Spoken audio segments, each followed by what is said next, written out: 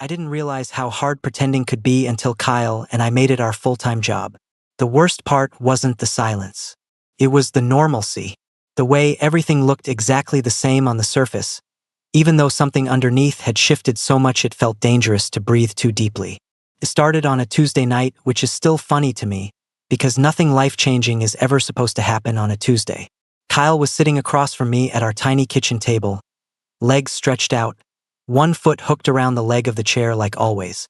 He was scrolling on his phone, half listening as I complained about my boss, nodding at the right moments. We'd done this 100 times before, except this time, when he looked up, he didn't look away right away. There was a pause, barely a second, but long enough for my chest to tighten. I remember thinking, "Don't be stupid, Aaron. He's just tired. You're projecting. You always do this." Kyle finally smirked and said, "You gonna quit? Or just complain forever?" And just like that, the moment vanished. I laughed, flipped him off, got up to grab a beer. Normal, easy, safe. That became our pattern. Because a few days earlier, something had happened. Not something big or obvious. No drunken confession. No kiss. Nothing you could point to and say that's where it all went wrong. It was just a look. We'd been coming back from the gym, both of us sweaty, tired, joking about how we'd absolutely destroyed chest day even though neither of us could lift our arms properly. Kyle tossed me a towel, our fingers brushed, and he didn't pull his hand away. I looked at him. He was already looking at me. For half a second, the air felt thick, like the room before a storm breaks. Then he cleared his throat and said, "You good?" And I said, "Yeah, you." And that was it. Except it wasn't. After that, everything became hyper-aware. The way he'd sit a little closer on the couch. The way I'd suddenly notice how broad his shoulders looked when he leaned over the counter. The way we both started avoiding eye contact at the exact same time. And still, we pretended. Kyle talked about girls from work like nothing had changed. I nodded, asked questions, played my part. I told him about dates that went nowhere. He listened, gave advice, called the guys idiots for not appreciating me. We were best friends, roommates, two guys just living their lives. Except at night, when the apartment got quiet, I'd lie in bed replaying every small moment, every almost touch, every glance that lingered too long. The hardest part was how good we were at acting like nothing was happening. One night, we were watching some dumb show, both of us half bored, half on our phones. Kyle stretched, his arm dropping along the back of the couch, just behind my shoulders. We stayed like that for an entire episode. My heart was pounding so loud I was sure he could hear it. I kept waiting for him to pull away, to laugh it off, to break the tension. He didn't. I didn't either. When the episode ended, he stood up abruptly. "I'm gonna shower," he said, voice a little too casual. "Yeah," I replied. "Same." We didn't look at each other. The bathroom door closed. The sound of the shower starting filled the apartment, and I just sat there, staring at the blank TV screen, realizing something terrifying. We both knew, and we were both choosing not to say it. And somehow, pretending nothing was happening felt way more exhausting than the truth ever could have been. Pretending was going to break one of us. By the end of that week, the pretending started to feel physical, like carrying a weight in my chest that never went away. Kyle became quieter around me, not distant, almost the opposite. He was careful, every word measured, every movement slightly restrained, like he was afraid of crossing some invisible line we'd never actually drawn. That scared me more than if he'd just acted normal. Friday night, we ended up drinking together, which in hindsight was a terrible idea. It wasn't planned. We were both home, both tired, both hovering in the kitchen like we didn't quite know what to do with ourselves. Kyle cracked a beer, offered me one out of habit, then hesitated for half a beat before handing it over. Another pause, another almost moment. We drank standing up, leaning against opposite counters, talking about nothing. Work, the gym, some movie he wanted to see. I kept telling myself to relax, to stop reading into everything, but my body didn't listen. After the second beer, Kyle loosened up a little. He laughed more. His shoulders dropped. He leaned closer when he talked like he used to before all this started. At some point, he said, "You ever feel like things are weird lately?" My heart slammed so hard I almost missed a beat. I shrugged, aiming for casual. Weird how? He stared at the floor, jaw tightening. I don't know. Just off. There it was. The opening. The chance. Could have said it then. Could have asked him what he meant. Could have admitted I felt it too. Instead, fear won. Probably just stress. I said. Life's kind of a mess right now. Kyle nodded slowly, like he was disappointed but not surprised. Yeah, probably. That was the moment I hated myself a little. Later, we ended up on the couch again. Same spots as always. Same stupid show playing in the background. Except this time, I noticed everything: the way his knee bounced, the way his fingers flexed like he didn't know what to do with them, the way his gaze kept drifting to me and then snapping away. Seconds passed. Long, unbearable seconds. Then he pulled back like he'd been burned and stood up so fast the couch shifted. I am gonna get some air, he said, already heading for the balcony. The door slid shut behind him. When he came back inside, he didn't sit down. Just leaned against the doorframe, arms crossed, eyes fixed somewhere over my shoulder. Aaron, he said quietly. My chest tightened. Yeah. He hesitated. I could see it all over his face, the conflict, the restraint, the fear. For a moment, I thought he was finally going to say it, whatever it was. Instead, he swallowed and said, You ever think about moving out? That one hurt. I blinked. What? Not like soon or anything, he rushed to add. Just, eventually, you know, new place, new phase. I forced a laugh that sounded wrong even to my own ears. Damn, you sick of me already?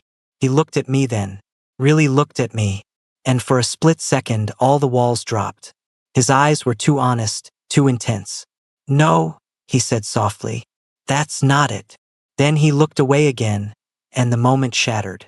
That night, lying in bed, I stared at the ceiling, realizing something I hadn't wanted to admit. We weren't pretending nothing was happening anymore. We were pretending we didn't know exactly what it was. That question stayed with me for days. You ever think about moving out? Kyle didn't bring it up again. Neither did I. But it hovered between us, unspoken, like a quiet threat. Not angry, not hostile, just sad. In a way neither of us wanted to look at too closely. We fell into this strange rhythm after that. Polite, careful, almost professional. Like two people trying not to bump into furniture in a dark room. Mornings were the worst. We used to joke over coffee, steal each other's food, argue about music while getting ready for work. Now we moved around each other with this cautious choreography. One of us would wait in our room until the other left the kitchen. If we crossed paths, it was brief. Neutral smiles. Safe topics. How's work? Busy. Gym later. Probably. That was it. And yet, every so often, the mask slipped.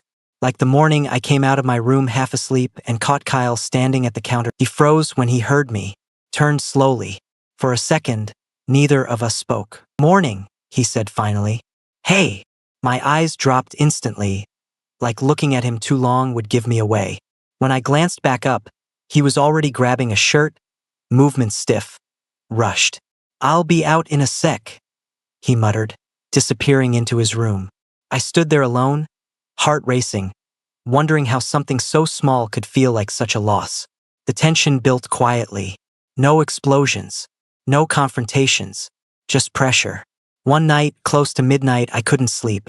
I heard Kyle moving around in the living room, the low hum of the TV barely audible. After 10 minutes of staring at the ceiling, I gave up and went out there. He was sprawled on the couch, lights off, eyes fixed on the screen but clearly not watching. Couldn't sleep either? I asked. He startled slightly, then relaxed when he saw it was me. Guess not. I sat on the opposite end of the couch, leaving more space than necessary. The silence between us was thick but not uncomfortable, almost familiar, like old times, just warped. After a while, he spoke. You ever wish you could rewind stuff? I turned my head toward him. Like what? He shrugged, eyes still on the screen. Just moments. Before things got complicated. My throat tightened. Yeah, I said quietly. All the time. That got his attention. He looked at me then. Really looked. and something raw flickered across his face. "For what it's worth," he said, voice low. "I didn't mean that thing about moving out, like pushing you away." I swallowed. "Okay. I just didn't know how else to say that this dash," he gestured vaguely between us. "This is messing with my head." My heart pounded. "You're not the only one." The words hung there, fragile. Kyle exhaled slowly, running a hand through his hair. "I hate that we're pretending," he admitted. "It feels dishonest. And I hate that too." I nodded. "Same." Another pause. This one felt different, heavier, like we were standing at the edge of something. "I don't want to screw this up," he said. "You matter too much to me." That did it. That cracked something open in my chest. "You matter to me too," I said. "That's why this is so hard." We sat there in silence after that, closer now, though neither of us moved. Nothing happened. And somehow that made it harder. Because in that quiet, with the truth finally hovering just beneath the surface, I realized something else. Pretending wasn't just about fear anymore. It was about knowing that once we stopped pretending, there was no going back. The next day was Saturday, and that somehow made everything worse. Weekdays at least came with distractions, work, schedules, excuses not to deal with what was sitting between us. Saturdays were just us and too much time. Kyle suggested we go grocery shopping together like we used to. Casual. Normal. I almost said no just to protect myself, but I didn't. I missed him. Missed us. The car ride was quiet at first. Not awkward exactly, just restrained. Music playing low. Windows cracked. His hand resting on the steering wheel, thumb tapping absent-mindedly in time with the song. At a red light, I glanced over without thinking. He was already looking at me. Not surprised. Not guarded. Just open. He didn't look away this time. Something in my chest shifted, slow and heavy. "Okay," he said suddenly, exhaling through a half-laugh. "This is getting ridiculous." My heart jumped. "What is?" "This," he said, gesturing between us again, sharper this time. "The not talking. The tiptoeing. I feel like I'm going insane." I swallowed. "Then stop tiptoeing." He tightened his grip on the wheel. "You say that like it's easy." "It's not," I said quietly. "But pretending hasn't exactly been working either." The light turned green. He didn't move right away, just stared ahead, jaw clenched, like he was arguing with himself. Finally, he drove. The grocery store was busy, loud, full of people who had no idea my entire world felt like it was balancing on a thread. We walked side by side through the aisles, close but not touching. Every so often our hands brushed when we reached for the same thing. Every time it sent a jolt through me. At one point, he laughed at something I said, really laughed, and it hit me how much I'd missed that sound. How much I'd missed him being him around me. Without thinking, I said, "I miss you." He stopped walking. I froze, realizing what I'd said, panic rushing in too late to stop it. "I mean, I don't dash." Kyle turned to face me fully, cart abandoned in the middle of the aisle. His expression wasn't shocked. It was relieved. "I miss you too," he said. The words felt dangerous, real. People pushed past us, annoyed, impatient, but I barely noticed. "I don't want to lose you," he continued, voice low. "But I also don't know how to keep doing this without saying what's actually going on." My heart was pounding so hard I could feel it in my throat. "Then say it." He searched my face, like he was making sure I was real, that this wasn't another almost moment that would disappear if he moved too fast. "I think about you all the time," he said finally. And I don't know when that stopped being normal best friend stuff and turned into this. I felt exposed and seen all at once. Same. Another beat. "I'm scared," he admitted. "Because once we say it out loud, it changes things." I nodded. "Yeah, but not saying it is changing things too." That landed. We stood there in the cereal aisle, surrounded by boxes and noise and strangers, having the most important conversation of my life like it was the most natural thing in the world. Kyle took a small step closer. Not touching, just closer. "Tell me the truth," he said, "even if it messes everything up." My chest felt tight, but steady. "I'm in love with you," I said. For a split second, everything went silent. Then Kyle exhaled like he'd been holding his breath for weeks. Yeah, he said softly. Me too. He didn't kiss me. Not there. Not then. But the way he looked at me open, unguarded, scared and sure all at once, I knew something had finally shifted. We weren't pretending anymore, and there was no going back. We didn't say much after that. Kyle cleared his throat, grabbed the card again, and muttered, "We should probably finish shopping." His ears were red. That almost broke me. Yeah, I said. Food first. Emotional crisis later. He laughed, short and nervous, but real. God, I'd missed that. The rest of the trip felt surreal. We walked closer now, shoulders brushing on purpose this time. Every so often, our eyes met and we'd both look away, smiling like idiots. Nothing dramatic had happened, and yet everything had changed. In the car on the way home, the silence wasn't heavy anymore. It was charged, anticipatory. Kyle parked, turned the engine off and didn't get out. "So," he said, staring at the steering wheel. "Rules?" I frowned slightly. "Rules? Yeah, like, what happens now?" He glanced at me. "We live together. We're best friends. And apparently we're also in love," which still wrapping my head around that. I smiled softly. "Same. I don't want to rush you," he continued, "or screw this up, or make you feel like this has to turn into something physical just because we said it out loud." That mattered. More than he probably realized. I nodded. "Thank you. But," he added, voice quieter, "I also don't want to pretend anymore." My pulse jumped. "Me neither." He finally looked at me fully then. Really looked. No walls. No jokes. Just Kyle. "Can I do something?" he asked. My throat was dry. "Yeah." He reached out slowly, giving me time to pull away if I wanted to. His hand settled over mine, warm and solid. Just holding. Nothing else. Felt grounding, like coming home. We stayed like that for a long moment, breathing the same air, letting the reality of us sink in. Inside the apartment, everything looked the same. Same couch, same kitchen, same dumb magnet crooked on the fridge. But the energy was different. We put the groceries away together, brushing past each other in the small space, both hyper-aware but relaxed in a way we hadn't been in weeks. When we finished, neither of us moved. Kyle leaned back against the counter. "I don't want to sleep pretending anymore." My heart skipped. "Okay. I don't mean dash." He stopped, shook his head, smiling nervously. "I mean not literally. I mean emotionally. I don't want to go back to separate rooms and act like we didn't just change everything." "So what do you want?" He took a breath. "I want to sit with you. Talk. Maybe fall asleep on the couch like we used to. Just be us. But honest." That sounded perfect. We ended up curled up at opposite ends of the couch. "You okay?" he murmured. "Yeah," I whispered. "You?" "Yeah." The next morning was quiet in a way that felt earned. I woke up first, light creeping in through the blinds, the apartment still and peaceful. For half a second, I panicked thinking maybe I dreamed everything.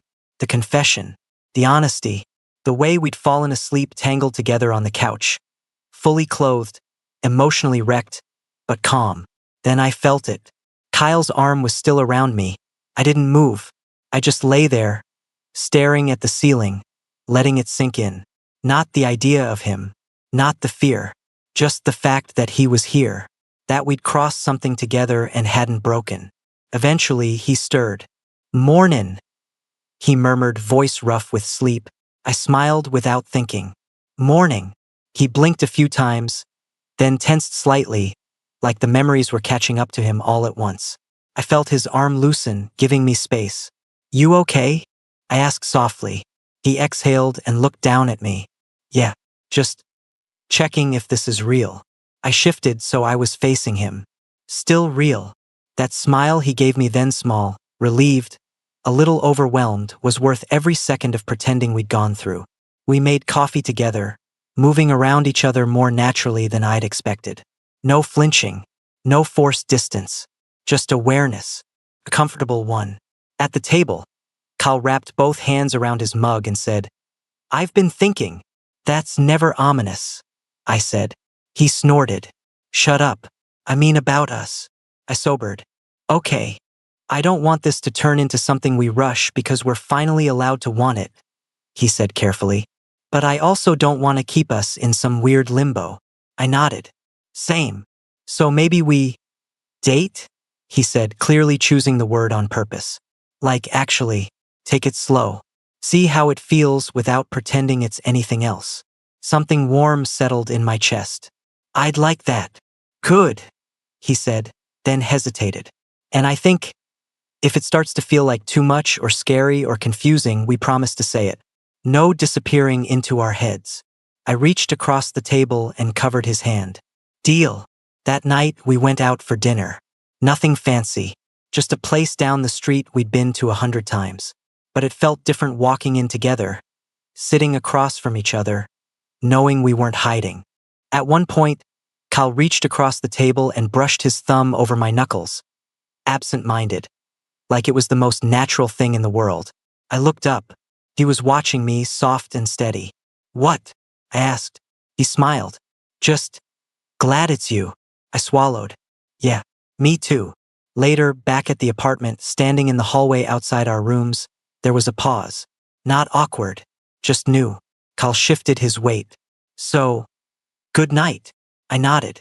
Good night. He leaned in before I could overthink it. Not rushed. Not hungry, just careful and sure. Our first kiss was quiet. No fireworks. No desperation. Just warmth. Familiarity. Relief. When he pulled back, his forehead rested against mine. Okay, he whispered. That felt right. I smiled. Yeah, it did. We went to our separate rooms that night. And for the first time since all this started, pretending wasn't the hard part anymore. Waiting was. And somehow that felt like the best kind of problem to have. The days after that settled into something quietly incredible. Not dramatic, not explosive, just right. Kyle and I started calling them dates, mostly to make each other smile. Coffee after work. Long walks at night when the apartment felt too small to hold all the things we weren't saying yet.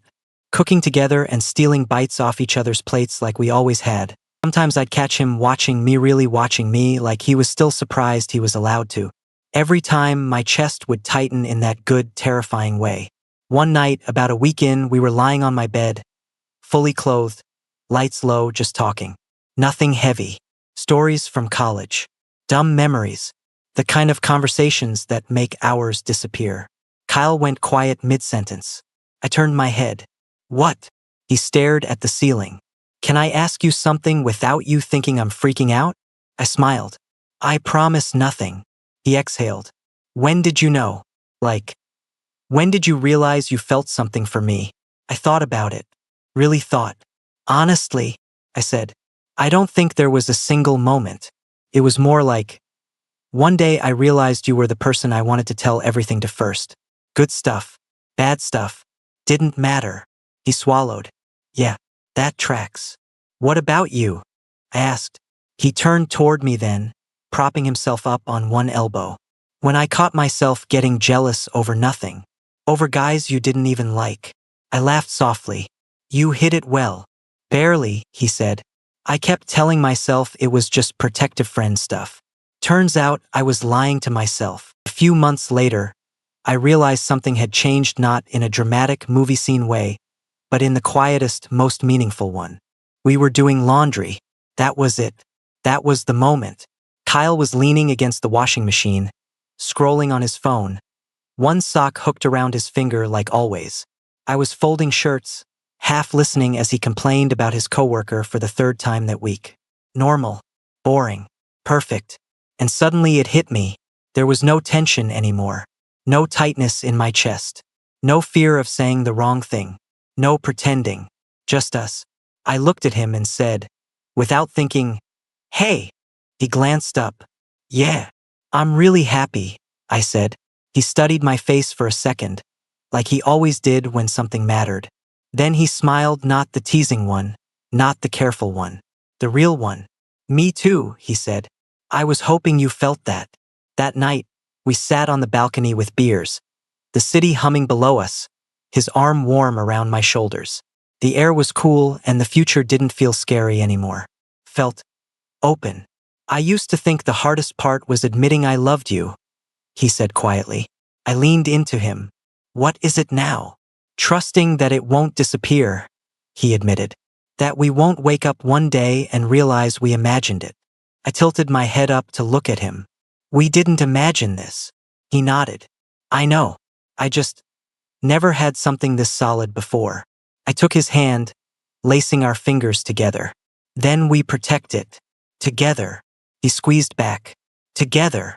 Later, lying in bed, his breathing slow and steady beside me, I thought back to those weeks when we both pretended nothing was happening, when every glance felt dangerous, when silence hurt more than words, and I understood something I wish I'd known sooner. The hardest part wasn't falling in love with Kyle. It was surviving the moment before, when we both knew, and neither of us was brave enough to say it.